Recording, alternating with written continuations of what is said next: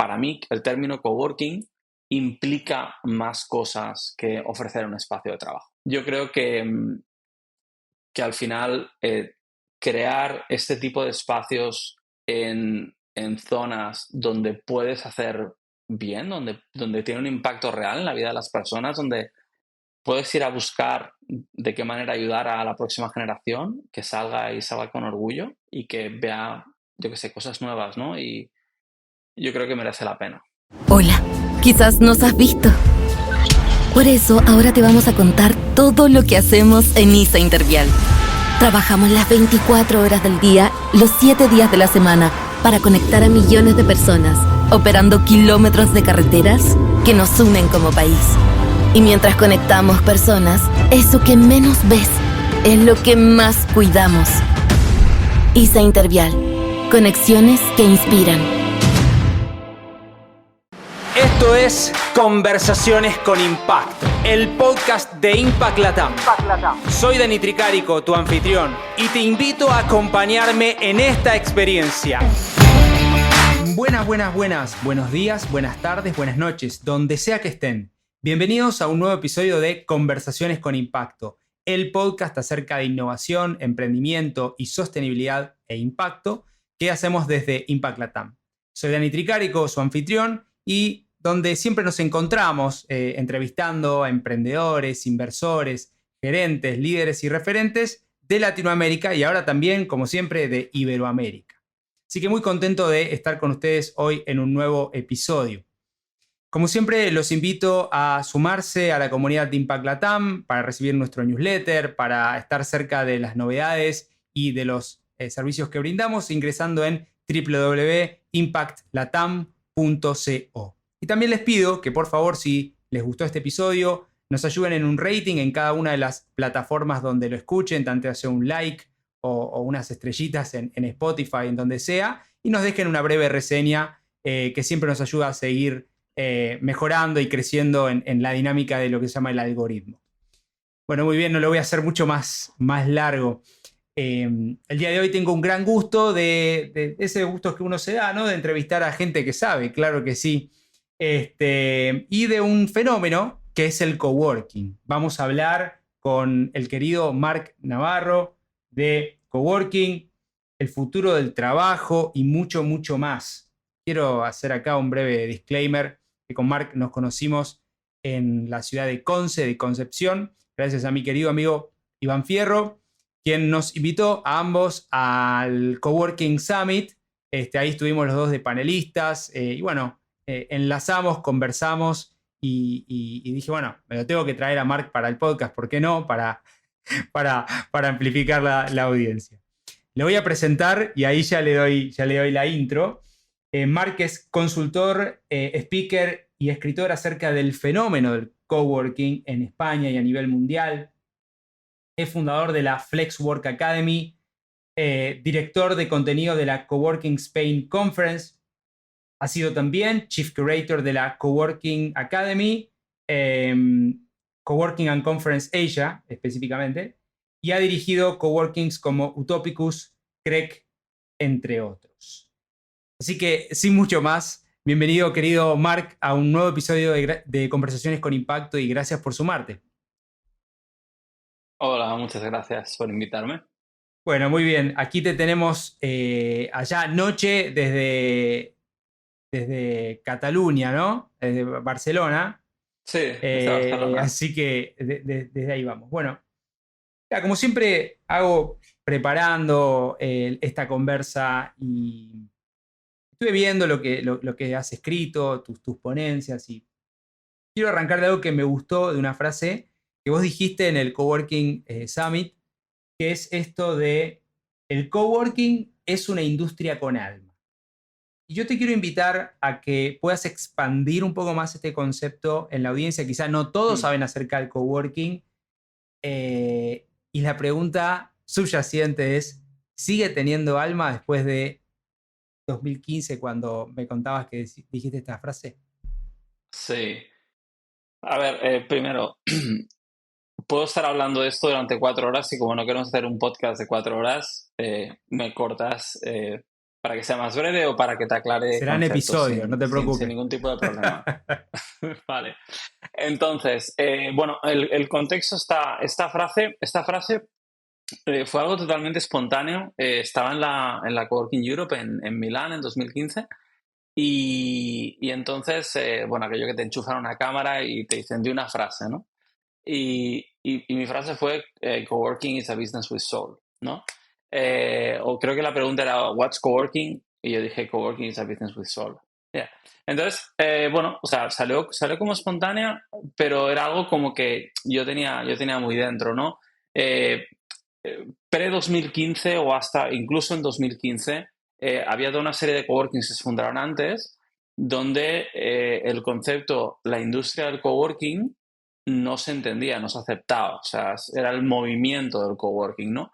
De hecho, cuando nosotros empezamos en Barcelona, un espacio de 1.000 metros, era el segundo de 1.000 metros que se abría en la ciudad en 2013.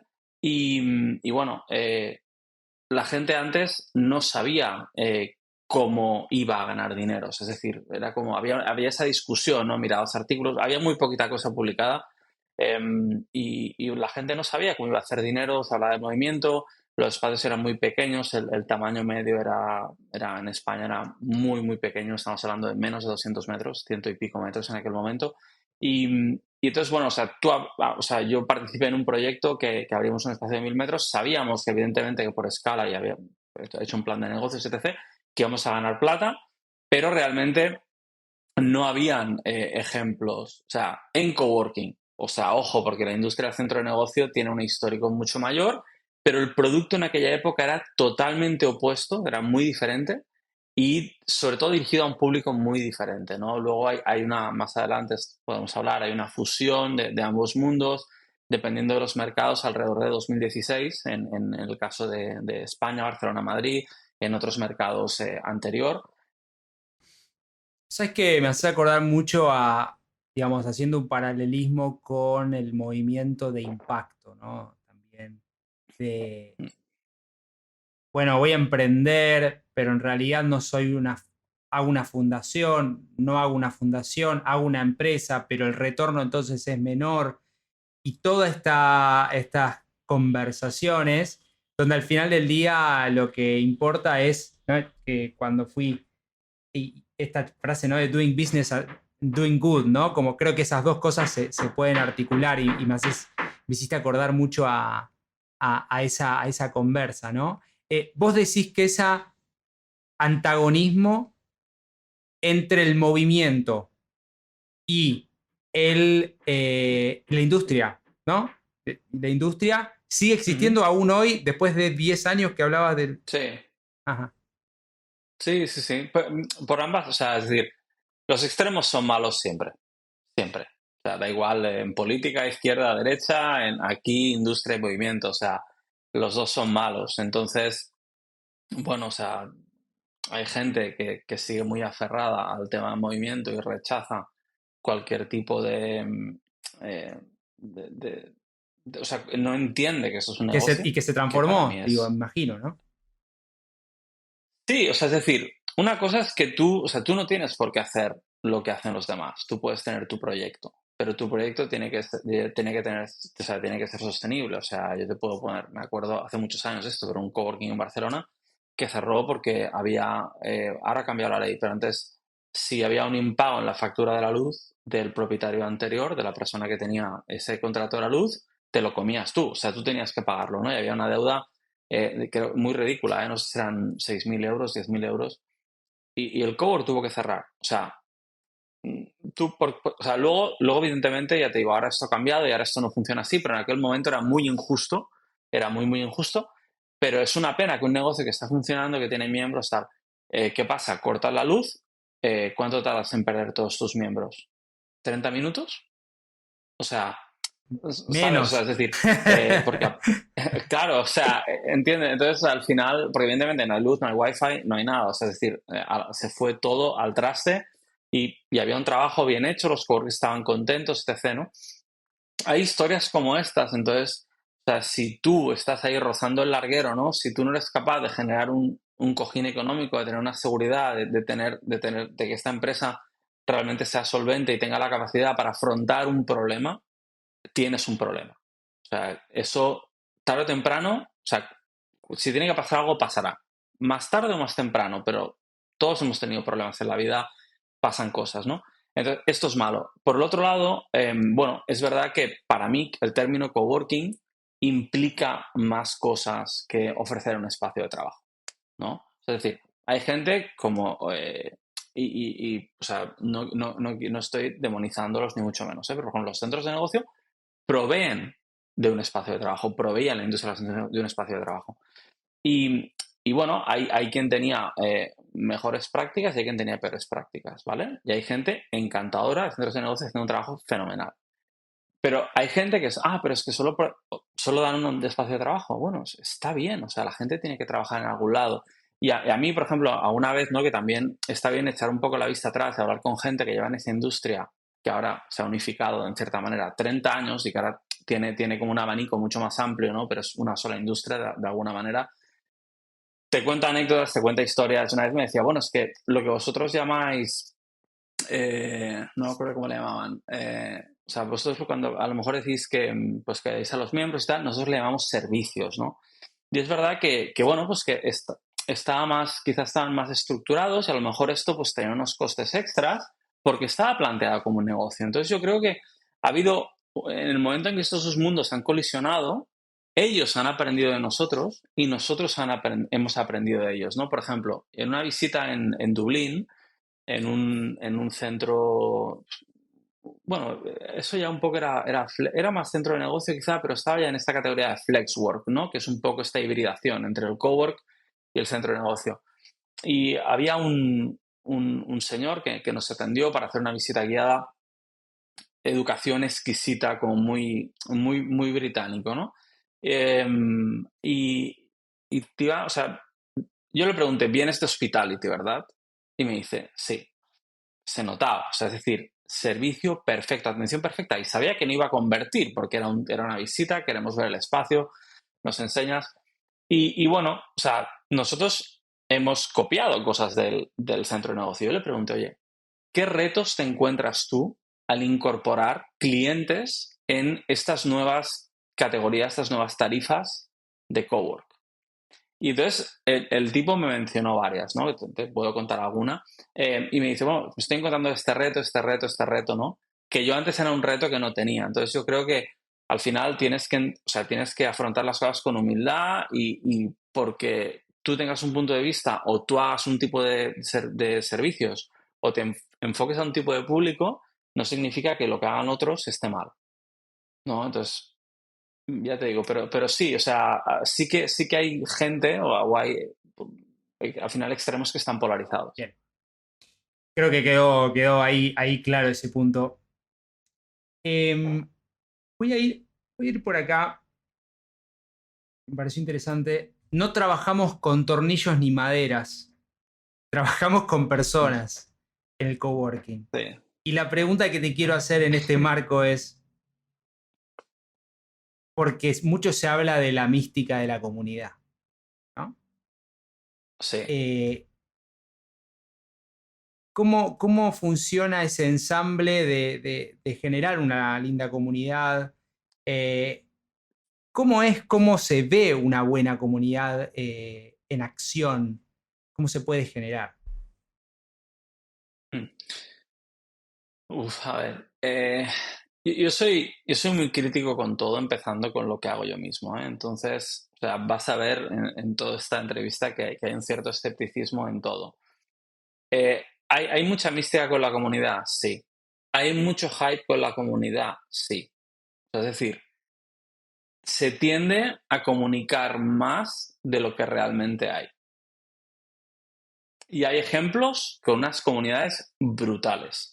Pero hay muchos casos donde hay mucho hype porque o sea, parte de lo que se vende no es esto, ¿no? O sea, yo, por ejemplo, te enteras que algún flexwork más o menos grande está anunciando en un viernes en Barcelona en mayo, temperatura excelente, una terracita con vistas que va a ser una parrilla y luego te enteras a través de gente que conoces que se ha anulado. O sea, es impensable, o sea, es decir, pues no es un evento de pago ni nada, ¿eh? O sea, era como free to attend, tal. O sea, no sé, ya te digo, o sea, entonces, a veces hay un poco este hype, ¿no? Pero hay gente que está haciendo un trabajo maravilloso.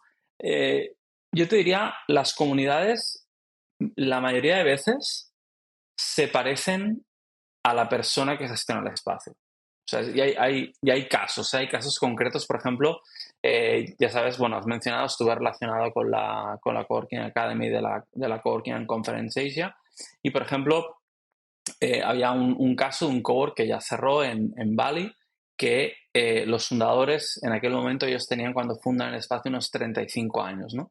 Expats, entorno todo muy internacional, de todas partes del mundo y tal. Y ponen a trabajar en el cowork a pues, personal indonesio, muy jovencito, de 20 y pocos, ¿no?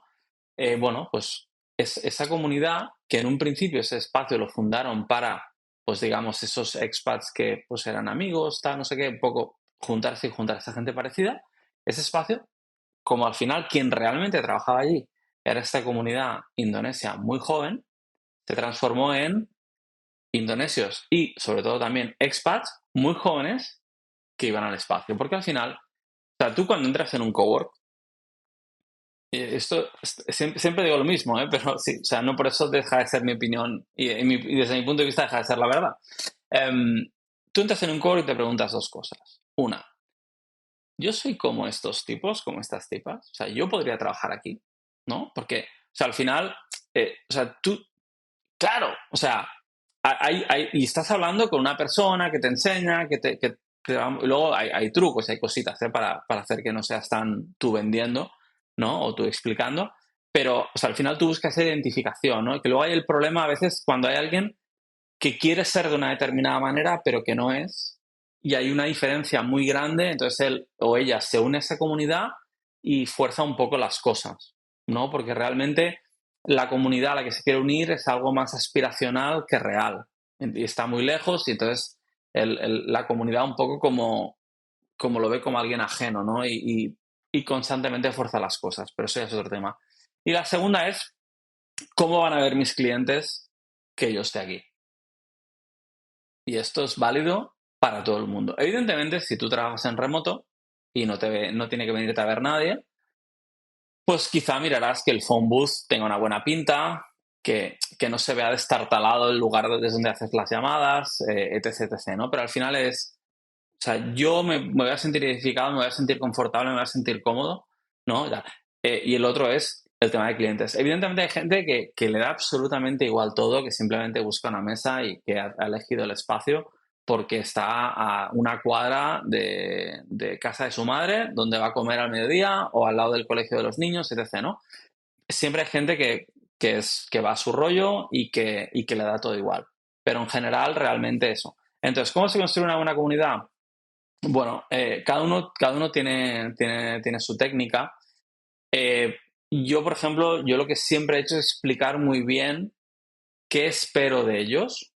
O sea, yo como persona que gestiona el espacio y el resto de la comunidad, y qué puede esperar él de esa comunidad, ¿no? Y yo, por ejemplo, una cosa que hacía cuando hacía yo en el momento en que yo estaba llevando el tema de ventas y comunidad en el primer espacio que gestionaba, yo hacía o sea, que eran 400 y pico leads al año con un solo espacio, y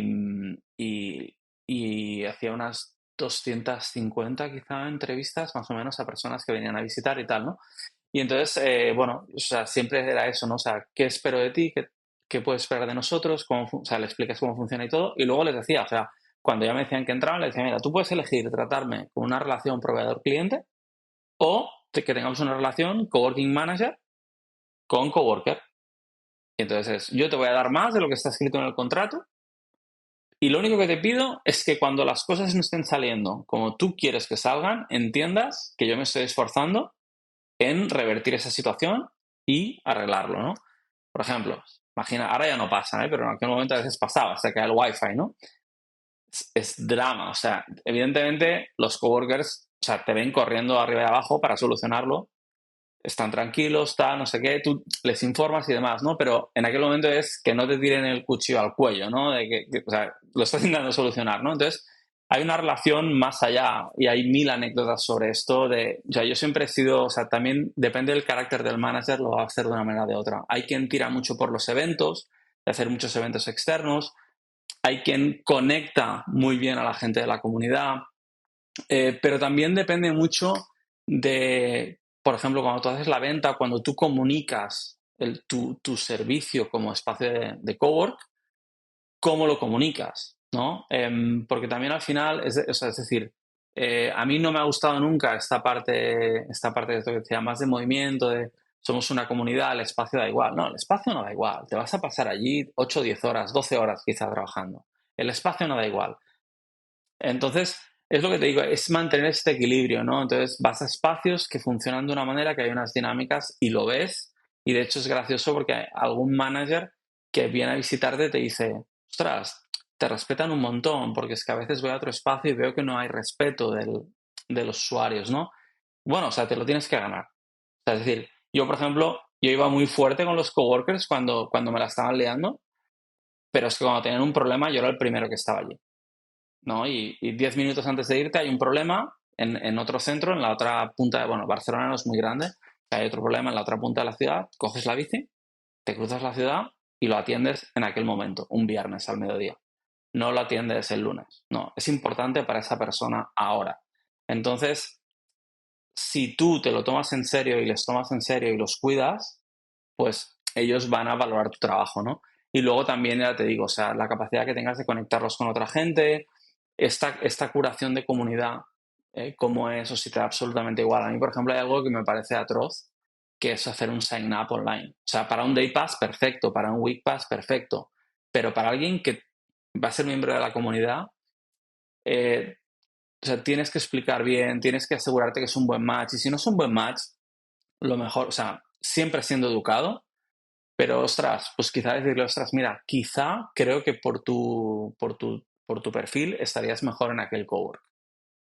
Porque tienen gente de esta industria y tal, y a lo mejor lo has visto que simplemente que es alguien más retraído y que a lo mejor tu comunidad es más movida, ¿no? Claro, sí, sí, sí. O Entonces, es bueno, más, se da mucho eso en el mundo en startup y pyme, ¿no? En el sí. mundo de startup es como tech y eventos, y el mundo más pyme, que son empresas también, pero con otra lógica es como, pará, ¿por qué tantos eventos? Como toda esta, ¿no? Dos mundos.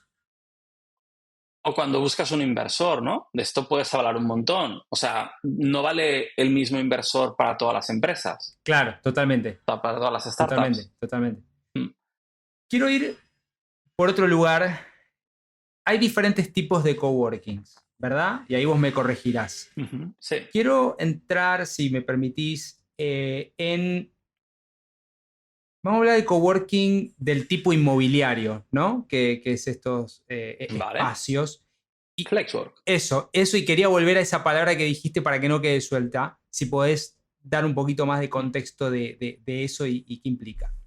Sí, sí, mira, es lo que te decía, eran dos mundos y tengo presentaciones hablando de esto y dos mundos que colisionan y tal y es muy gracioso, ¿no? Porque el mundo del coworking era así, el mundo del centro de negocio era muchísimo más grande, ¿no? Perdón, solo no te quiero Entonces, estos dos interrumpir, mundos, sí, porque generalmente no interrumpo, pero me parece bueno esto. Cuando hablas de centro de negocio, ¿de qué hablas? También está bueno como hmm, para expandir sobre eso.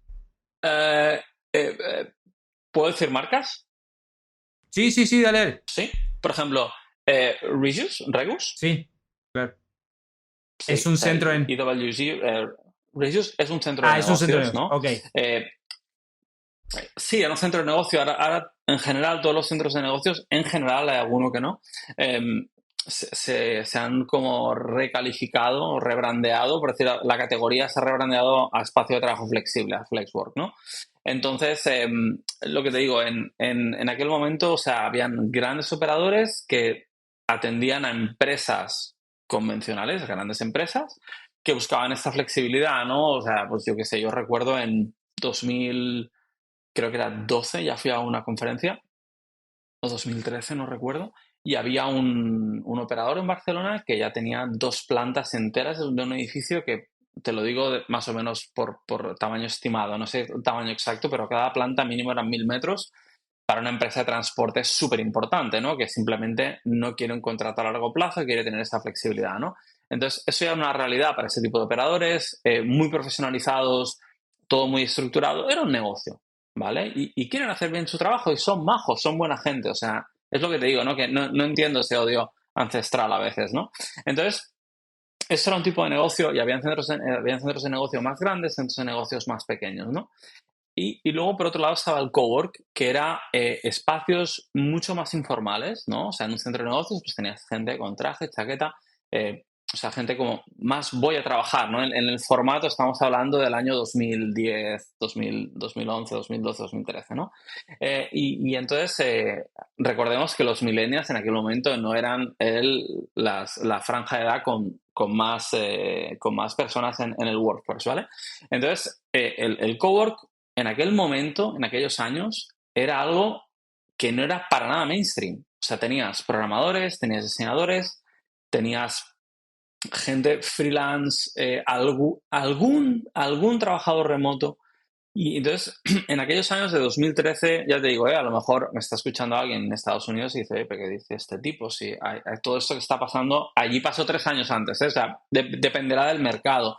Y va a haber alguien que me va a estar escuchando en otro país que lleven un poquito más, lleguen un poco más lento a esto y dirá, pero si esto aún no ha pasado. Bueno, no te preocupes, pasará. ¿Vale? Entonces, llega un momento que el coworking empieza a mainstreamizar. O sea, se vuelve como más mainstream, ¿no? Entonces empiezan pequeñas empresas, a lo mejor una delegación de una empresa alemana, pues en Barcelona. Siempre intento hacer casos reales, para que tenga como más sentido. Se instalan un cowork, 3, 4 personas. Otra empresa francesa tiene delegación en Barcelona, pum, te monta una empresa o sea, te toma 9 plazas, ¿no? Para su equipo en Barcelona. Y así pues van creciendo, ¿no? Por ejemplo, esta última tenía mucha gente de prácticas, ¿no? Practicantes, creo que les llamáis. Nosotros decimos becarios. Sí, entonces, bueno, pues necesitaba mucha flexibilidad, ¿no? Entonces, bueno, pues los tienes allí. Y cada vez más profesiones que no eran tan creatividad, programación, arquitectura, que eran los sospechosos habituales, empiezan a entrar en cowork, ¿no? Y entonces llega un punto en 2016 en el cual, digamos, el cowork y también ahí, luego demonizado por muchos, pero el trabajo a nivel de medios que tiene WeWork hace que el coworking se quite un poco esta pinta de espacios cutres, espacios para gente que está empezando y tal. Porque una de las, y ahora habrá gente que se va a tirar de los pelos, pero una de las lacras del cowork es cuando no es suficientemente conocido que allá hay gente que es que está empezando, que es que no se puede pagar una oficina. No. O sea, no. Entonces, ¿qué ocurre? Que las empresas grandes o las empresas que llevan tiempo no quieren estar en un cowork en esos mercados donde aún hay ese mindset porque les da la sensación de que va a parecer que son menos, que son novatos, que están empezando, ¿no? Entonces, llega este punto en 2016 que los dos mundos colisionan, ¿no? Y entonces, ¿qué pasa? Que el centro de negocio tiene un look and feel que no es atractivo para el mercado de aquel momento, en el que el millennial no era el grupo mayor en aquel momento, creo que empezó a ser, no sé, fue en 2017, pero ya era un volumen muy importante. Era como, esto se ve antiguo, no nos gusta. Entonces, empiezan a buscar en cowork los servicios de un centro de negocios, sobre todo la oficina privada, o sea, una oficina cerrada para ellos sola, ¿no? Porque en el cowork la mayoría de los espacios eran muy open plan, ¿no? O sea, espacio abierto, sin paredes, donde tú tienes a tu lado otro tipo y a lo mejor estáis 4 trabajando en un proyecto, pero no hay ninguna separación física con el resto. Entonces, la demanda empieza a decir, bueno, yo quiero esto, pero lo quiero cerrado. Y entonces surge esta innovación. Entonces, es decir, el flexwork es a nivel estructural como un centro de negocios, o sea, es decir, muchas oficinas cerradas, o sea, y ahí va evolucionando el porcentaje, pero estamos hablando de que llegan a porcentajes. 2019 ya estaban en el 90% de oficinas respecto a un 10% de open plan, de espacio abierto, primero empezó con un 50, pero empezó aumentando, porque era y es mucho más fácil vender oficinas que vender posiciones sueltas, vender en la zona open, ¿no? ¿Qué diferencia había a nivel estructural? Esto también estoy tratando un poco de educar y que la gente lo vea y diga, vale, eso es lo que contó aquel tipo, ¿no?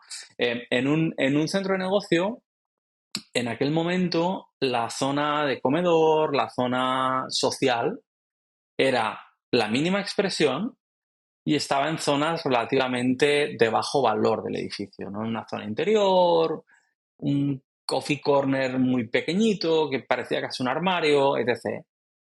Ahora que no se me enfade nadie, seguro que había alguna excepción, pero todos los que yo vi en aquel momento dejaban un poco que desear. Entonces, de repente llega esta gente de Flexwork, ¿no?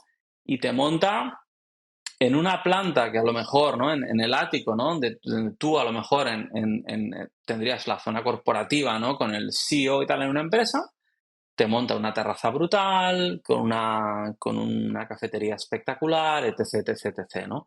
Eso es lo que pasó en aquel momento. Luego esto ha ido variando, hay gente que esto lo ha bajado un poco a la planta baja y ha mantenido un poco en la planta superior algo, pero también dedicando más espacio que puede monetizar mejor en otras oficinas. Hay quien lo ha dedicado a eventos. O sea, ha habido una serie de cambios, ¿no? Pero realmente lo que pasó es que entendieron que la demanda de cowork, que en aquel momento, o sea, la oferta de cowork, perdón, no se adecuaba a la demanda potencial que existía y cambiaron el mercado. Se fueron a ver lo que estaba haciendo WeWork en Londres, en Estados Unidos.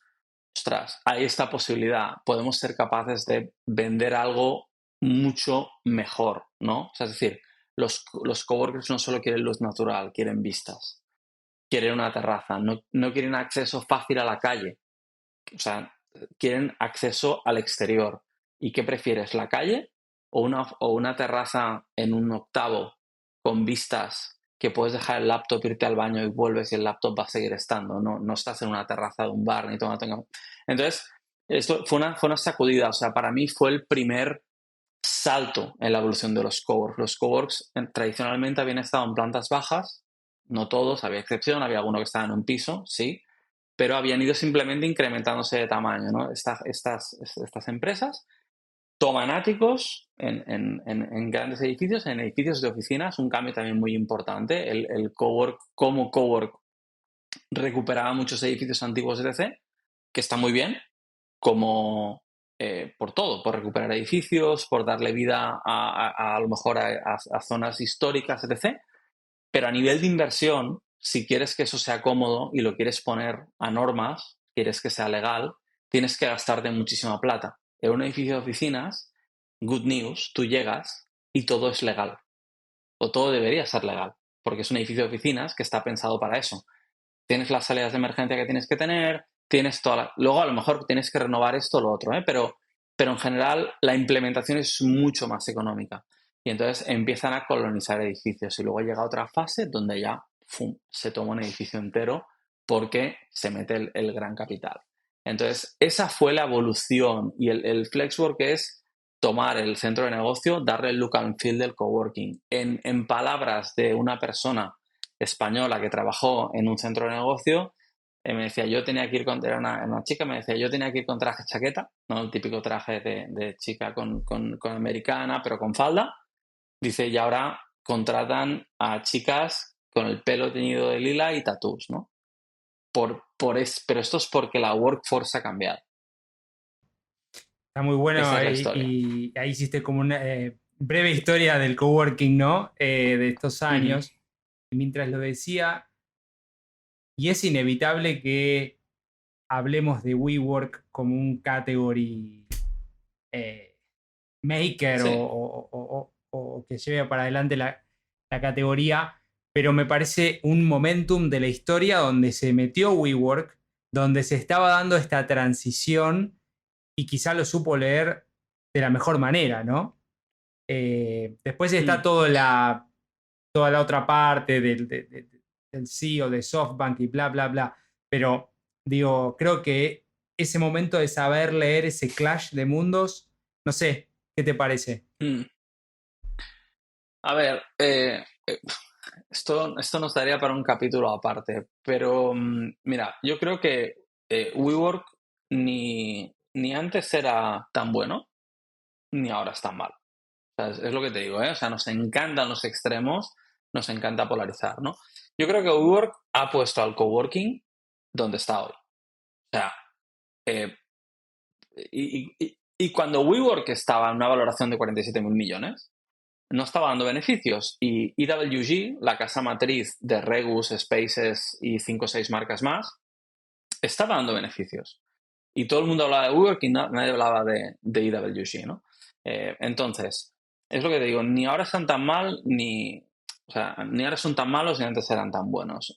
Yo lo que creo realmente es que ellos han puesto la categoría donde están porque, por ejemplo, EWG y todos los demás, nadie había impulsado la etiqueta de la categoría. Ellos eran centros de negocio, no les interesaba todo este flashiness, ¿no? Todo este tal. O sea, WeWork vendía un espacio inspiracional y aspiracional también, ¿no? Entendió que la workforce que venía quería algo más, les vendía un sueño, el espacio de trabajo soñado, ¿no? Y de alguna manera, o sea, y que luego podemos hablar de ello, pero, o sea, un poco la pandemia, el convencer al trabajador para que vuelva al trabajo, o sea, al puesto de trabajo que está siendo complicado en algunos mercados y sectores, pero de alguna manera lo que querían era un espacio de trabajo que te inspirara, que te apeteciera trabajar allí, ¿no? Entonces, yo creo que ha hecho mucho por el sector poniéndolo donde lo ha puesto la categoría, ¿no? ¿Ha hecho cosas mal? Sí, por supuesto, pero yo ya te digo, o sea, yo también te puedo decir que a mí gente del sector me ha contado, pues mira, este operador, si te miras la parte del contrato de detrás, esa letra pequeña que necesitas un microscopio cuántico para poder leer, a mí me lo ha dicho esta persona que había trabajado en un operador, o sea, yo puedo legalmente subirte el contrato un 80% mañana.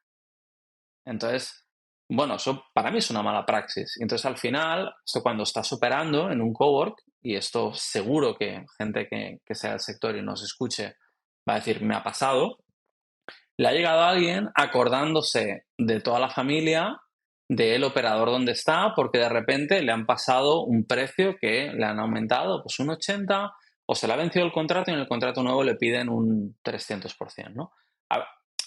Post pandemia, yo creo que hay razones. También puedo estar más de acuerdo o menos de acuerdo en cómo se hacen esos aumentos, ¿no?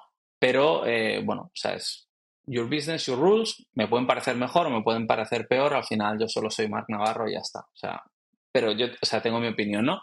Entonces, es lo que te digo. O sea, es decir, malas praxis las ha habido de otros operadores. Entonces, ha hecho mucho daño. Mira, a mí hay un player latinoamericano que a mí me decía, dice, bueno, o sea, el WeWork ha ahuyentado, yo le preguntaba, ¿WeWork ha ahuyentado a los inversores? Y él me decía, a los inversores que no entienden del sector, sí.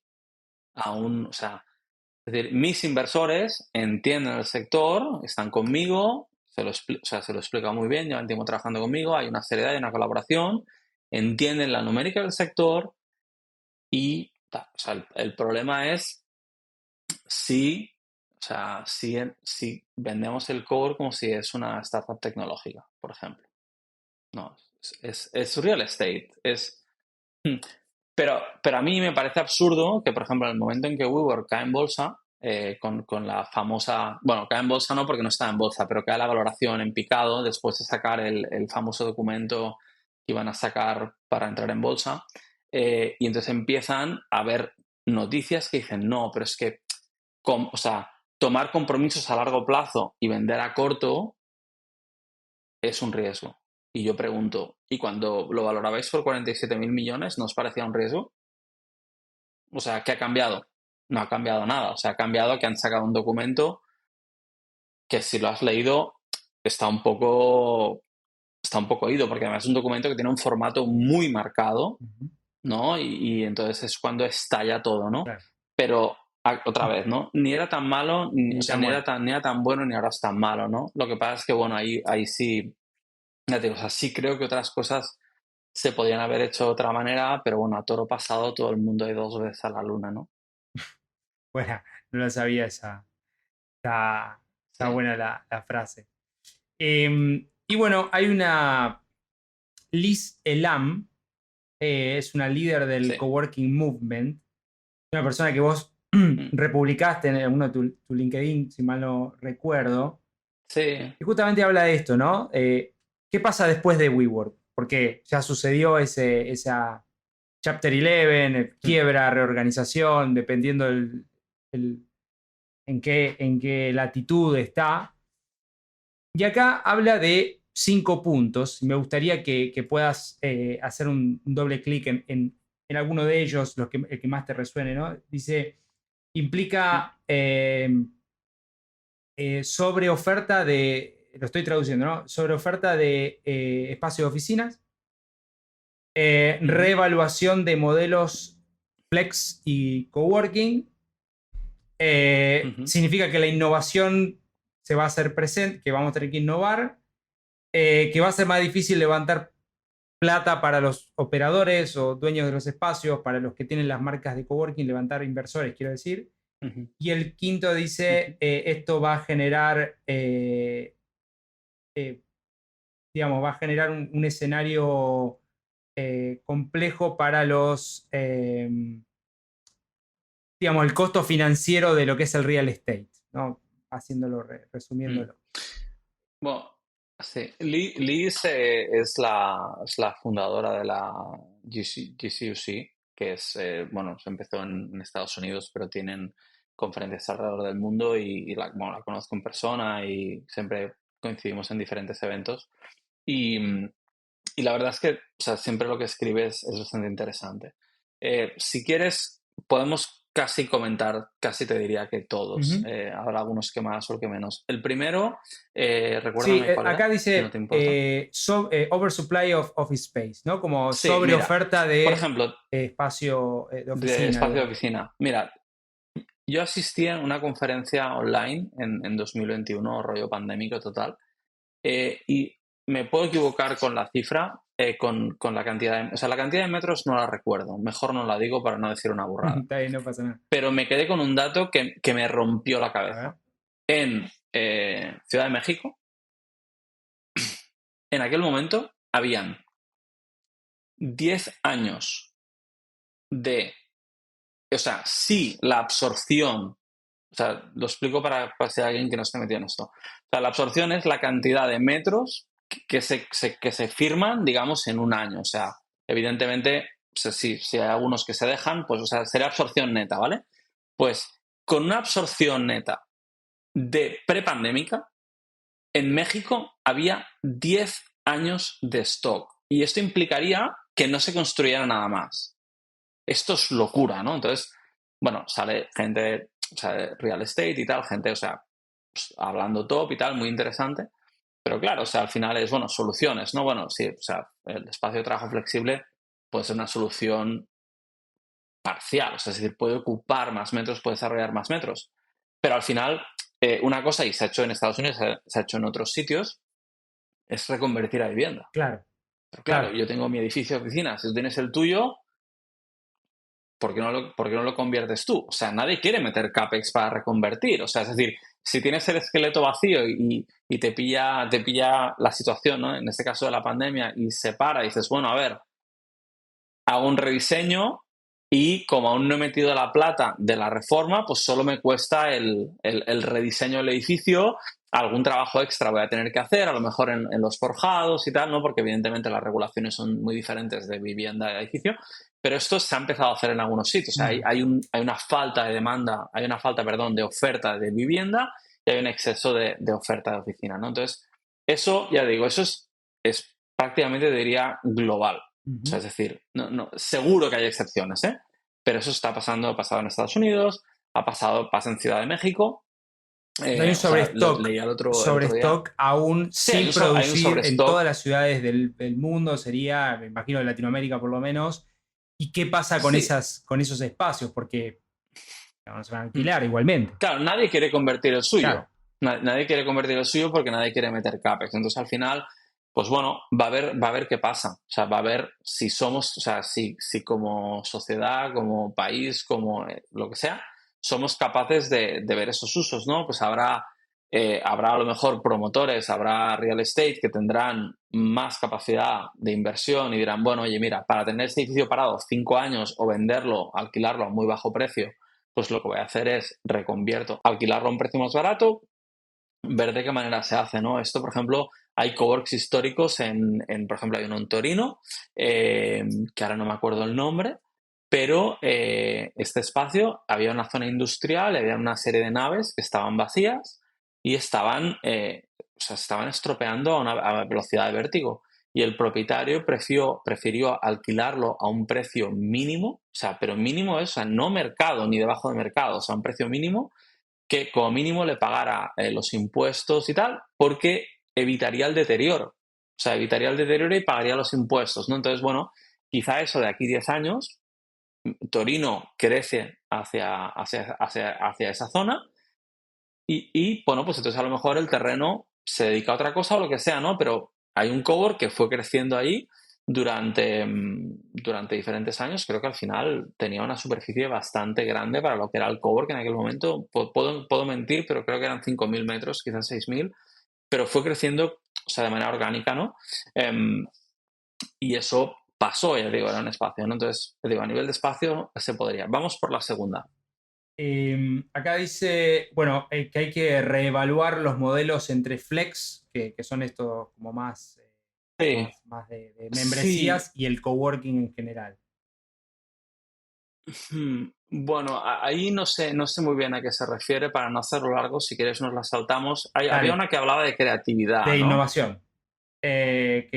La Sí, tercera, mira, innovation is coming. Vamos a tener que innovar en estos términos. sí, ¿Y qué implica innovación? yo voy a juntarte Claro, yo voy a juntarte la segunda con la eso. tercera, ¿vale? O sea, es decir, para mí, cuando ella habla de esto, yo lo que entiendo que se está refiriendo es, o sea, hay coworking, o sea, como puro y duro, ¿no? Coworking, freelance, etc, etc. Hay el flex work, empresas, startups, más en oficina, etc, etc. Pero hay toda una serie de productos o servicios que son, ¿qué son? Son flex, o sea, coworking no son, pero son tipos de flex, ¿no? Tienes WeWork le llamaba HQ as a Service, que al final es, Dani, ¿dónde quieres la oficina? Pues la quiero en esta comuna, ¿vale? Ok. ¿Cuántos metros quieres? ¿Cuánta gente eres? ¿No? Pues tal. Entonces yo pongo a mis arquitectos, te busco un espacio, te hago una reforma y tú no tienes CAPEX, pero me has firmado, evidentemente no va a ser un contrato ni de 6 meses ni de un año, a lo mejor te pido 2 años o 3 años, pero tú tienes sin CAPEX algo totalmente flexible, totalmente privado, todo brandeado a tu imagen, ¿no? Entonces no tienes ese, ay, no, es que estoy en una oficina compartida, ¿no? Es que como soy pobre, ¿no? No, es una gran empresa, tienes tu logo en todas partes, no te preocupes, tal. Entonces, bueno, ahí se han hecho 1000 variantes de esto, ¿no? Entonces, tal, también, por ejemplo, hay algo que no se cuenta y yo entrevistando a un broker que trabaja en América Latina, justo en pandemia, yo le decía, digo, oye, antes de la pandemia, por conversaciones, o sea, somos muy amigos, es, bueno, Luis Pérez de Impact, de Impact Instant Office, perdona. Yo hablaba con él, ¿no? Y le decía, Luis, y esto está publicado, ¿eh? El coworking o el flexwork, el operador, ha perdido de alguna manera, el contacto con la realidad de que el cliente le pide. Porque él me contaba que había veces que había clientes que le decían, mira, quiero, me lo invento, 60 metros, creo que era el ejemplo de 60 metros, quiero 60 metros cuadrados. No, pero ¿cuántas posiciones quieres? No, no, tú pídele al cowork 60 metros. Entonces, lo que ocurría es que el cliente no le valía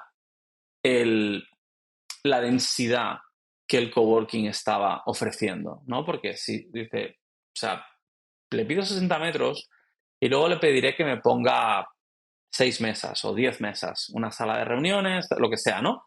Pero voy a hacer yo el layout. ¿Por qué? Porque si yo le pido esas posiciones, me va a poner una sala que va a ser un tercio de la superficie que yo necesito. Entonces, bueno, o sea, realmente había una falta, o sea, hablaban dos lenguajes totalmente diferentes. O sea, el servicio que se ofrecía estándar no casaba con muchas empresas que tienen plata, porque luego, evidentemente, el que no tiene plata, o sea, tiene que irse al modelo estándar, que está bien si usas las zonas comunes, porque ahí tienes un montón de metros, ¿no? Pero si tú quieres hacer vida en tu suite, digamos, pues entonces quieres algo más personalizado, ¿no? Entonces, ya te digo, hay toda una serie de servicios, productos dentro de tu edificio, dentro de tu zona, o sea, trabajando con zonas de terceros, colaborando con landlords, etc., ¿no? O sea, es decir, el know-how que ha atesorado el operador de coworking, que la gente de la industria, tanto, o sea, te digo, a nivel layout operativo, distribución, como a nivel dinamización de comunidades, creación de eventos, aportación de valor, haciendo del espacio de trabajo algo interesante que se puede aportar mucho. Yo creo que lo que Liz se refiere, no sé, a lo mejor no porque lo ha separado en dos, pero Sí, yo sí, lo pero entiendo tiene así, que ver decir, oye, con esta tipología. exacto, Bien. sí. Me voy a... Está buenísimo y ahí metimos una profundidad. Ya en la recta final me gustaría tocar dos puntos. Voy a ir por el primero, que como sabes, siempre le buscamos un enfoque acerca de impacto, ¿no? En su momento, vos hablabas en otras ponencias acerca del coworking público, políticas públicas que soportan el coworking. Y Sí, hay un caso muy interesante que me gustaría que puedas compartir en Barcelona, si mal no recuerdo, sí. justamente que esta publicación que vos hiciste del coworking y el retorno social del coworking, ¿no? O económico social. Sí. Ahí entender un poquito cómo intencionaban esa posible medición o qué intencionaban de cambio en ese coworking con retorno Sí, social. bueno, te cuento rápido la Sí. historia de este espacio y cómo surge la historia. En 2015 finales, el Ayuntamiento de Barcelona se nos acerca y nos pregunta si le montamos un vivero de empresas.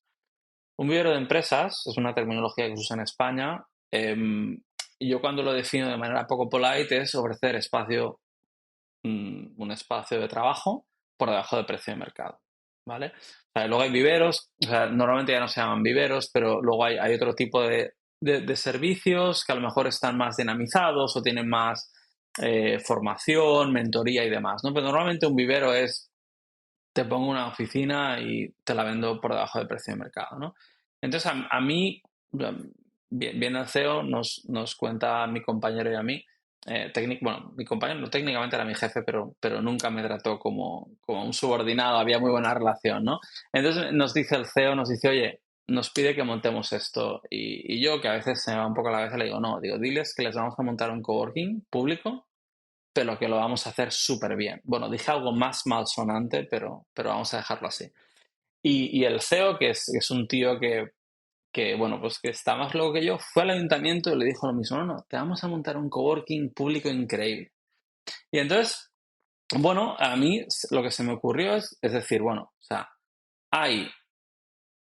la idea surge, ya te digo así, pum, o sea, momento de inspiración que a lo mejor no se repite en 40 años, ¿eh? Pero el momento de inspiración sucedió y fue decir, mira, vamos a hacer un coworking y que hay un reto. Dice, bueno, pero ¿cómo? Entonces, digo, no, es muy simple. Hay unas personas, o sea, que pagan plata al ayuntamiento, ¿no? Para dar una serie de servicios, ¿no? Luego había un compañero que era sociólogo y le puso las etiquetas correspondientes y correctas a todo, ¿no? Entonces, esta plata que el ayuntamiento te da para que tú gestiones un cowork, ¿vale? Y tú le ofreces un servicio a unas personas, no es un servicio público, es un servicio de interés público. Es decir, la policía, la sanidad es un servicio público. Todo el mundo se beneficia, la policía te tendría que proteger y la sanidad te tendrían que curar. Esto debería ser, no lo es, pero por desgracia debería ser el estándar a nivel mundial, ¿no? A mi entender. Y este servicio es de interés público porque fomenta el emprendimiento, ayuda a nuevos proyectos, etc., etc., ¿no? Pero no se beneficia a todo el mundo. Entonces, desde mi manera de verlo, si tú y yo nos estamos beneficiando de este servicio que está pagado con dinero público, debemos retornarlo. Por dos razones. Una, porque es justo, porque no es un servicio que sea para todos, nosotros nos estamos beneficiando a nivel individual. Y por otro, también creo que, y odio esta palabra, pero creo que empodera. O sea, creo que sentirte que tú puedes ayudar a los demás, y esto durante, iba a decir mi carrera, suena muy mayor, pero durante mi experiencia profesional lo he visto muchas veces. O sea, cuando hacemos sesiones de mentoría free en una conferencia, uno a uno, o sea, te vienen los mentores más contentos que los mentorizados, que los mentorizados están muy contentos, pero los mentores están encantados. Y es gente con una trayectoria muy buena, que no necesitan demostrar nada, pero realmente ayudar a otro es muy rewarding, es una recompensa muy, muy potente, ¿no? Entonces, bueno, y era como, bueno, entonces yo decía, bueno, y si hay que hacer el retorno, se tiene que hacer a quien paga por el servicio, que son los ciudadanos con sus impuestos, ¿no?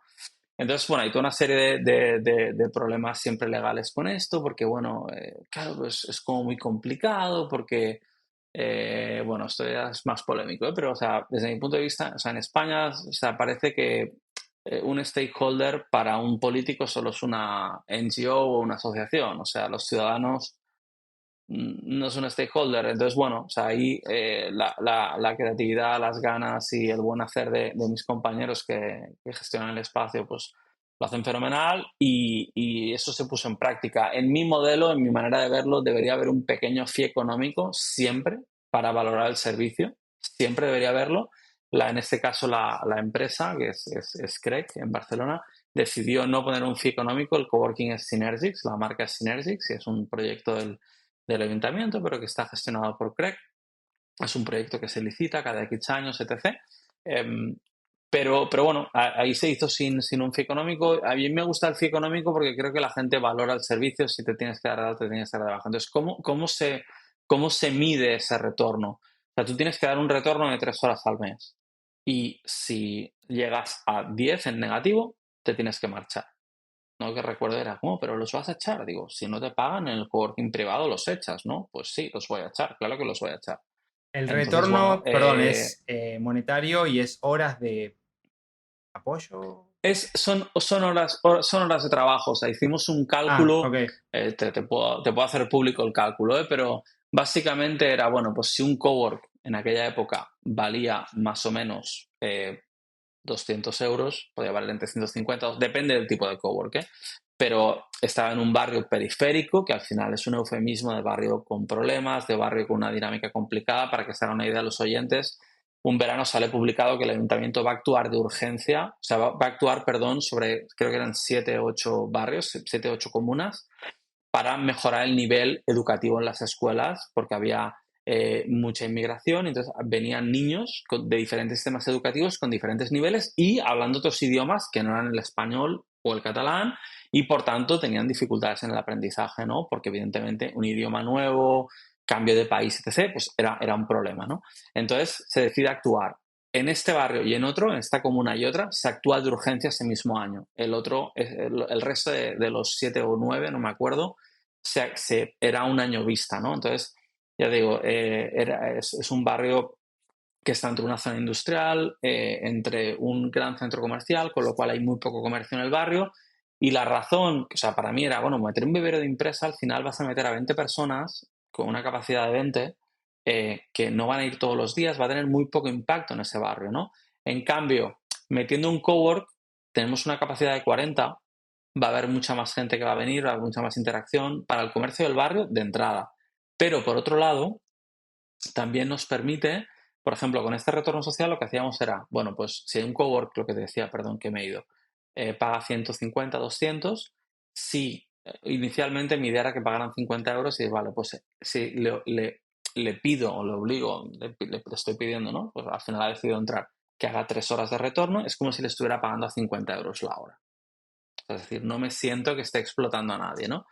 Entonces, ejemplos prácticos, por ejemplo, antes de abrir el cowork, ¿vale? Que nosotros ya teníamos alojado a gente en nuestro cowork privado sin recibir ningún tipo de pago por ello. Simplemente lo hicimos porque quisimos. Un diseñador gráfico ya había hecho el cartel de la asociación de vecinos de las fiestas del barrio. ¿Es rocket science? No, pero fue un principio y el cowork no estaba en abierto.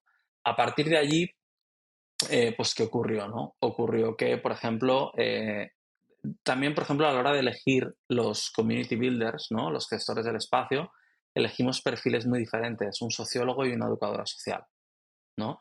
Entonces, por ejemplo, se hizo un proyecto en el que 7 coworkers se unieron para hacer un proyecto de memoria histórica del barrio, ¿no? Hablando con la gente mayor del barrio, buscando fotografías antiguas, historias y tal, y se hizo un proyecto de memoria histórica, ¿no? Desde mi punto de vista, muy bonito, muy interesante. Era un proyecto que aparte, o sea, de entrada los vecinos no lo veían con buenos ojos, porque ellos querían que les dieran los locales para hacer cosas para la asociación, porque además yo conozco a una persona de este barrio y me contó, ¿no? Pero al cabo de un año me decía, ostras, ahora están encantados, ¿no? Más vida, más gente, más movimiento. Yo un día vi una vecina que venía a que alguien le ayudara a hacer la declaración de Hacienda, ¿no? De los impuestos, ¿no? Y un proyecto del que especialmente me siento muy orgulloso porque era una obsesión personal mía. Yo les decía, o sea, gente, hay que buscar a los niños del barrio, porque si somos capaces de desviar una vida de un niño ahora, o sea, un grado de desviación va a tener una proyección mucho mayor, ¿no? Y bueno, yo soy quizá más de perros que de niños, ¿eh? Pero era como, me parecía de cajón que había que hacer eso. Y me decían, no hay niños. Digo, no hay niños. Y me decían no hay niños. Y yo decía, bueno, en algún lado tienen que estar, búsquenlos. Al cabo de un año, el mayor cliente de retorno social era la escuela, porque los maestros se dieron cuenta de que era un recurso para ellos. Claro, porque al final, bueno, la escuela quizá tiene más o menos presupuesto, pero por ejemplo había un coworker que no sé a qué se dedicaba, no tiene nada que ver, pero era un friki del tema robótica y tal. Y el tipo hizo con unos vasos de plástico y unos pequeños bots un taller de robótica para niños que pintaban con los robots, ¿no? Eh, entonces, si en un niño, en uno, desvías esa vida para que diga, Buah, yo quiero ser programador, yo quiero ser, me da igual, o sea, cualquier cosa, ¿no? Que le inspire a ver que hay una opción diferente, ¿no? Yo creo que vale la pena, ¿no? Entonces, yo te digo, para acabar con este ejemplo, el día de la inauguración había gente del barrio por ahí y tal, y yo me aparté un poco de la parte más como del evento y tal, y hablé con gente de la calle, ¿no? Y había un chico que me dijo, no, mira, yo compré un piso antes de la crisis del 2009 y estoy atrapado porque bajó mucho de precio y tal. A la que el piso vuelva a estar a precio, lo vendo y me voy, ¿no? Eh, no creo que a nadie le gusta no estar orgulloso de donde vive, ¿no? Entonces, yo creo que al final crear este tipo de espacios en zonas donde puedes hacer bien, donde tiene un impacto real en la vida de las personas, donde puedes ir a buscar de qué manera ayudar a la próxima generación, que salga y salga con orgullo y que vea, yo qué sé, cosas nuevas, ¿no? Y yo creo que merece la pena. Está bueno y ahí la trayectoria que comentás de cómo se va abriendo se va reconvirtiendo la identidad del barrio, se van adhesionando, o sea, generando nuevas adhesiones, se va resignificando el barrio, van abriendo Ujú. puertas, ¿no? Que antes quizá era, ¿para qué voy a ir? Ah, porque pará, ahora hay una excusa, le doy la excusa para que se junte la gente interna, para la cohesión social. Así que me parece fenomenal y bueno, felicitaciones por ese trabajo que hiciste, que Mm. hicieron. Sí, yo al final, o sea, a mí o sea, se me ocurrió el concepto Ujú. y bueno, o sea, porque yo soy muy fundamentalista con el dinero público. O sea, yo me creo mucho lo de la frase típica de los estadounidenses, ¿no? De el dinero de los contribuyentes. Yo me lo creo Claro, mucho. claro, sí, sí. O sea, yo creo que se respeta poco a veces. Sí, Y totalmente. entonces surge todo un poco de ahí, ¿no? Luego tienes que tener un equipo que entienda dónde está, que entienda cuál es su labor, que entienda que no está gestionando problemas de la Wi-Fi, que también, sino que está conectando a una comunidad Sí, sí, sí, y de que, la comuna. exacto, y no funcionaría meter un mindset de startup ahí, o sea, nada que ver, ¿entendés? Entonces hay que entender eso. Luego, Mm, a nivel de público, también las personas que vienen tienen esa voluntad de dar. Y a lo mejor tienen una startup, pero con un trasfondo social, ¿no? O sea, que tiene un impacto social, etc., ¿no? Pero, y en lugar de ser a lo mejor un espacio cooperativo, enfocado a cooperativas de ONGs en el centro de Barcelona, pues van al espacio porque pues, les permite ahorrarse dinero, pero les encanta dar ese retorno. Bueno, Marc, y ya yendo a la recta final, la recta furiosa final, es un combo de dos preguntas en una. ¿Vale? ¿Qué parte de una vivencia se hablaba de coworking y después empezó a aparecer esto del co-living, ¿no? Ujú. El cambio de las audiencias, la audiencia de 2016 que hablaste, después el clash de mundos más adelante. ¿Cuál es el futuro del coworking? ¿Qué es lo que viene después? ¿Es una conjunción con co-living? ¿Eso ya fue? ¿Qué te parece? Eh, yo creo que, yo creo que el futuro es más diversidad. O sea, es decir, es lo que te contaba antes un poco, ¿no? La reflexión sobre Liz, ¿no? Sobre lo que decía ella. Yo creo que hay muchos servicios, muchos productos que se venden, ¿no? También, por ejemplo, a nivel de lo que comentas de co-living, por ejemplo, ¿no? Con la pospandemia, el trabajo en remoto, por ejemplo, en Barcelona, que es una ciudad muy turística hace muchos años, en el barrio de mi madre, que es un barrio normal del ensanche de Barcelona, que no es una zona que no es turística, jamás escuchabas inglés por la calle. Jamás. Ahora no paras de escuchar inglés por la calle, ¿no? Entonces, todas estas personas trabajan en espacios, bueno, pueden trabajar en su casa, pero pueden trabajar en coworks también. O sea, depende del entorno, el tamaño de las viviendas, etc., te llevan a que necesiten cowork, ¿no? Entonces, yo creo que hay toda una serie de espacios de trabajo flexible de diferentes tipos. Hay coworkings. Yo creo, por ejemplo, el coworking ahora mismo está viviendo un renacer, ¿no? O sea, un trabajador corporativo que puede trabajar desde donde quiera, no va a elegir a lo mejor un gran operador. A lo mejor va a elegir un sitio más pequeño donde tener como su familia de compañeros de trabajo, pero que no trabajan con él, que trabajan cada uno en su historia, ¿no? Entonces, te digo, está muy convulso, el co-living es una opción, es muy complicado llegar a un país nuevo, a lo mejor quieres explorar, quieres quedarte 3 meses, quieres quedarte un año. em, necesitas vivienda flexible, ¿no? O sea, una modalidad de contrato que con sistemas tradicionales quizás son más difíciles de encajar, un año, 3 meses, 2 meses, ¿no? Y entonces, pues bueno, un co-living tiene mucho sentido, ¿no? Porque aparte llegas y el mismo trabajo que ha hecho el cowork, ¿no? Para integrar a la gente en un territorio, el co-living también lo hace y lo hace muy rápido porque estás conviviendo, ¿no? Hay hay co-livings que hacen matchmaking, ¿no? O sea, que buscan que haya un match entre las personas, ¿no? No sentimental. Exacto, ¿no? Entonces, bueno, o sea, también podemos hablar sobre esto también, ¿no? Pero hay co-livings de diferentes tipos, pero a lo mejor un co-living más pequeño en un piso pequeño que realmente hagan bien su trabajo. El operador hace un matchmaking y entonces te ponen con personas que pueden tener pues una edad, intereses, trabajos similares quizá, ¿no? Y un ritmo de vida parecida y unas que al final te puedan llevar a tal. Yo me imagino, ¿no? Pues si me voy a vivir, yo qué sé, a Estados Unidos, a Denver, y me ponen en un co-living donde tengo de compañeros 3 personas que van en bici, por ejemplo, yo sería el tipo más feliz del mundo, ¿no? Entonces yo creo que es interesante. Entonces yo creo que van a haber muchos modelos, por ejemplo, hay bancos, y esto no es de ahora, esto es del 2016, ya había algún ejemplo en Bélgica, tenéis ejemplos en Chile con el Work Café, hay bancos que están ofreciendo el cowork y lo hacen para mejorar una imagen que normalmente la banca, no Santander en concreto, sino la banca no tiene buena imagen, ¿no? Y lo están haciendo también en universidades, captando a futuros clientes potenciales, ¿no? Yo creo que vamos a ver esta flexibilidad, este consumir espacio de una manera diferente, lo vamos a ver de muchas maneras, ¿no? Va a tener muchos sabores, muchos colores y muchos olores diferentes, ¿no? O sea, al final cada uno se va a inventar algo, ya se ha hecho antes y se va a seguir haciendo. No sé si con esto te he Sí, sí, respondido. está buenísimo.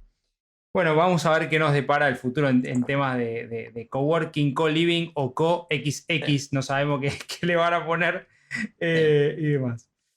Bueno, querido Mark, voy con las tres últimas preguntas que yo le digo rapid fire, que es un poquito para que también podamos conocerte y la audiencia pueda conocerte desde otro lugar. Y Ujú. ahí van. Si tuvieses que regalarme un libro, serie o película, ¿cuál sería? Puede ser de este tema o de otros. Mira, te voy a desafiar la pregunta. Dale. No te regalaría. He regalado muchos libros, ¿eh? Sí. Pero en este caso, no te regalaría un libro. Te diría que tomaras una bicicleta y te dieras una vuelta realmente larga. Bueno. Pero realmente larga me refiero a 100 kilómetros, o sea, gran Uf, fondo. potente. Porque, no, no, o sea, pero, o sea, no hace falta que tomes una ruta Puede ser loca de a con. poco, no, no de una. Mm, No, o sea, a ver, no, no, empezar de golpe no, pero, o sea, realmente yo hace poco empecé a hacer rutas mucho más largas y hice una de 150 y una de 130. Y cuando estás 6 horas encima de la bicicleta, tú solo, eh, piensas un montón. Y yo me acuerdo que llegué a casa, llamé a mi madre y le digo, oye, digo, no te he contado nunca que en aquel momento que tú hiciste aquello y tal, me pareció admirable. Mi madre yo creo que se pensó que estaba borracho o algo, ¿no? Porque fue de repente, out of the blue, la llamé, oye, he pensado esto y tal. Entonces, yo creo que a veces nos falta tiempo para nosotros. Em, Siempre mejor un libro que una peli o una serie, pero, pero creo que a veces estos momentos con nosotros mismos son brutales, ver las cosas mucho más claras. Yo creo que viajar también es algo que a mí me ayuda mucho a tener una visión muy clara de las cosas, pero viajar a veces es difícil. Tomar una bicicleta y dedicarte un rato, pedirle a tu señora que te libere, ¿no? Que de todas tus obligaciones durante 6 horitas, un fin de semana, yo creo que te hará mucho bien. Y si lo haces, porque te lanzo el reto, si lo haces, luego me llamas y hacemos en Impacto, pero yo te entrevisto a Al vos revés. y me cuentas qué te ha pasado por la cabeza. Buena, buena, me gustó, me gustó, me gustó. Muchas gracias. Antes no me habían tirado de la experiencial, así que lo voy a tomar y claro, sí, me encanta la bici y ahora tengo como un desencuentro, pero en un momento fue fundamental en mi vida. Pero bueno, ya volvemos. Santiago no es una ciudad muy bici friendly. Buenos Aires sí. Buenos Aires tiene más de 100 Vale. kilómetros de bici. En bicisenda estoy hablando, No, ¿no? pero tiene que ser en el monte, tiene que ser con la Claro, naturaleza, creo. claro, sí, sí, hay que salir un Creo poco. es. Bueno, lo tomo y me lo llevo y ahí vemos después para el feedback. Gracias, gracias por compartirlo. Si tuvieses que darte un consejo a vos mismo cuando eras adolescente, tenías 15 años, ¿cuál podría ser? Puede ser una frase. eh, Es una frase. Em, Creo que se me conoce o sea, intento siempre ser sincero. Una vez una amiga y clienta me dijo que un logo no se ajustaba a mí porque era muy redondito y tenía que ser más rough, ¿no? Como más áspero. Entonces, sí, o sea, intento decir las cosas como las siento, etc, etc. Pero intento siempre ser educado. A veces lo consigo más, a veces lo consigo menos, porque esa aspereza a veces se confunde con mala educación, ¿no? Creo que era Steve Jobs que decía, hay que ser brutalmente sincero, que no es lo mismo que ser brutal, ¿no? Em, pero es lo que te digo, ¿no? Siempre, nunca me gusta molestar a los demás. O sea, intento siempre respetar a los demás, no molestar, etc. Y yo creo que en algún momento, quizá, si ahora me encontrara a mí mismo con 15, me diría, a veces es mejor pedir perdón que pedir permiso. y brindo por esa, me gusta. mucho más perdón y que permiso o directamente nada en algunos casos. Pero bueno, dependiendo del caso. Buenísimo. Bueno, y hablamos un poquito, siempre hago una última acerca del futuro en estos temas, un poco lo tocamos en esta última que te hice del futuro del co. Sí. Bueno, querido Marc, pasamos por varios temas ahí tratando de dar profundidad a este trabajo que venís haciendo hace tantos años. ¿Sentís que hay algo que quieras compartir? ¿Alguna frase de cierre? ¿Alguna instancia que quieras decir antes de cerrar el episodio? Sí. Hay dos cosas, quizás es la misma cosa, pero como ramificada, ¿no? Yo cuando creé la Flexwork Academy, ¿no? Es como mi proyecto, es como mi bebé, ¿no? La Flexwork Academy es un proyecto, no lo cuento para vender, o sea, porque es física, se hace en España y va a ser difícil que la gente que nos oiga, muchos puedan ir, ¿eh? Pero yo lo creé porque siento que la industria me ha dado más de lo que yo he dado.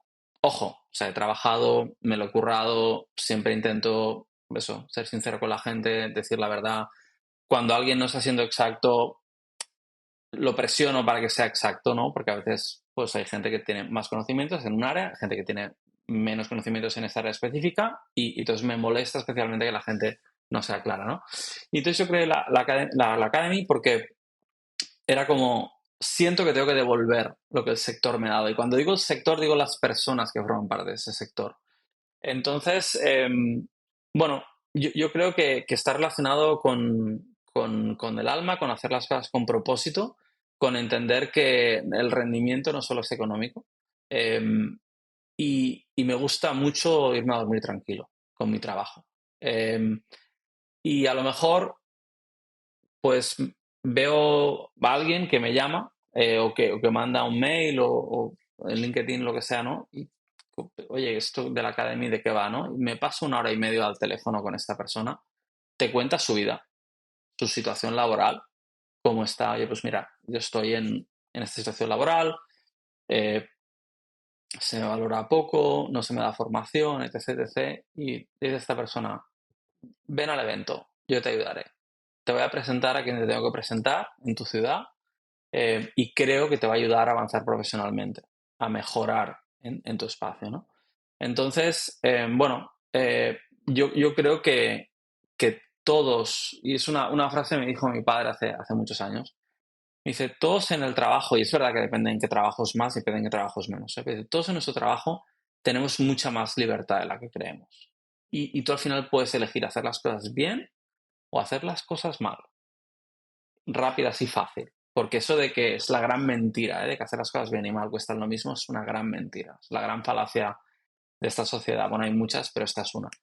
Entonces, bueno, yo creo que al final es, haz bien tu trabajo, cúrratelo, persíguelo. Y bueno, o sea, quizá en donde estás no se te valora lo suficiente, no se te dan las oportunidades suficientes.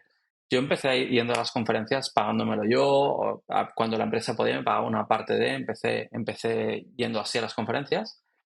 Y al final es lo que te digo, o sea, tienes un poder de decidir dónde quieres llevar tu vida profesional.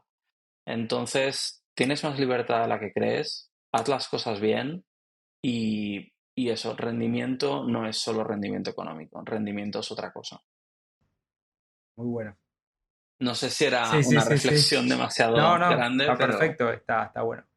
Bueno, querido Marc, los comentarios que has hecho y demás lo vamos a dejar en el link de este episodio. Tanto sea que lo vean, lo escuchen, va a quedar en la descripción, van a poder cliquear. Mismo para contactarte a vos también lo van a poder hacer ahí mismo, tanto o en tu web o en tu LinkedIn. Y bueno, esta no será la última vez que conversemos, probablemente en algún futuro con algunas novedades o algún informe o alguna o con el instancia challenge. o con el challenge podemos reencontrarnos y conversar y claro, y te cuento cómo va lo de la bici.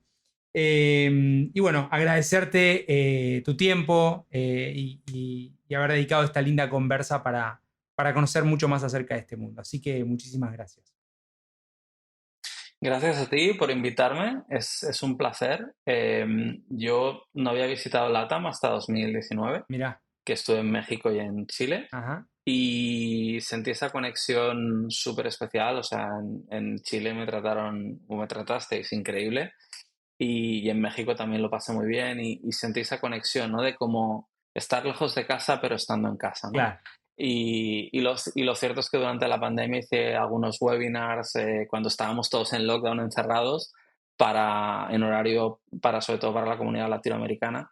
Y ya te digo, o sea, siento una conexión muy grande, ha sido un honor que me hayas invitado porque has tenido gente muy top.